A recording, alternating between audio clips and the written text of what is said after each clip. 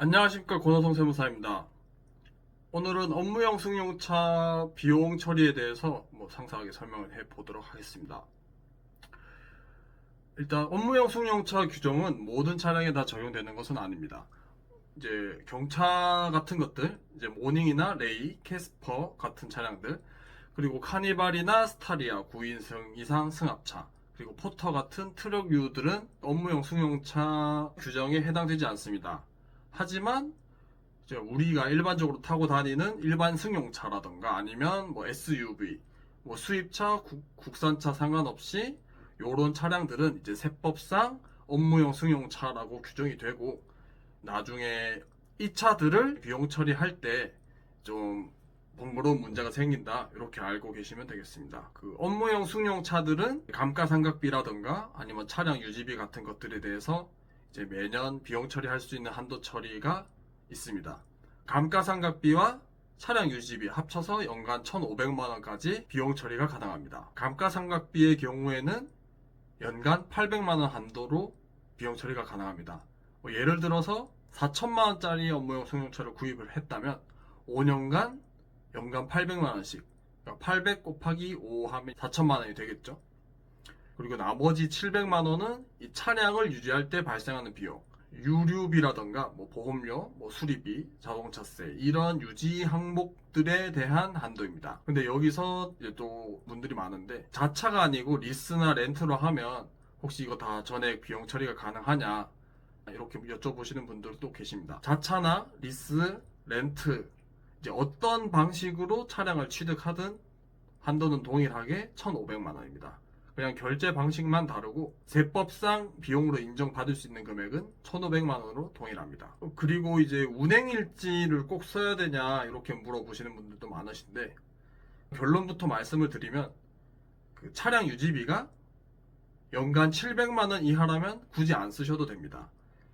만약에 이 700만 원을 넘어서게 되면 차량 운행 일지가 반드시 필요합니다. 예를 들어서 차량 유지비가 1,500만 원이 나왔다고 치면 차량 운행 일지를 안 썼을 때 700만 원까지 비용 처리가 가능하고, 1,500에서 700을 뺀 800만 원에 대해서는 비용 처리가 불가능해집니다. 그렇기 때문에 이 800만 원만큼 비용 처리가 불가능해져서 그만큼 소득세가 늘어나는 구조예요. 기존의 업무용 승용차를 한 대만 운행을 하셨다면 상관이 없겠지만 2대 이상 운행하시는 분들도 많이 계십니다. 이제 복식부기 의무자 기준으로 차량 한 대는 업무용 임직원 전용 자동차 보험에 가입을 하지 않아도 이제 차량과 관련해서 발생한 비용들은 전부 다 비용으로 인정이 됐지만, 두 번째 자동차부터는 임직원 전용 보험에 가입해두지 않으면 발생하는 비용에 대해서 인정해주지 않습니다. 예를 들어서 2대 모두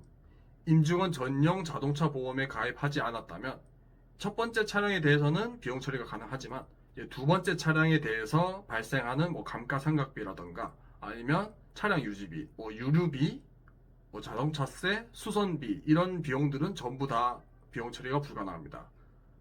그러니까 감가상각비, 차량 유지비, 이 두 가지에 대해서 전부 비용 인정받지 못하니까 그만큼 소득세가 많이 증가하게 되겠죠. 그래서 생각나신 김에 한번 보험증권 한번 확인하셔가지고 임직원 전용 자동차 보험에 해당하는지 확인하시는 걸 추천드리겠습니다. 그래서 오늘의 핵심 세 줄로 정리를 해드리면, 첫 번째, 경차, 9인승 이상 승합차, 그리고 화물차라면 이제 한도 없이 비용 처리가 가능합니다. 추가적으로 이게 부가세적인 측면으로도 매입세 공제가 가능합니다.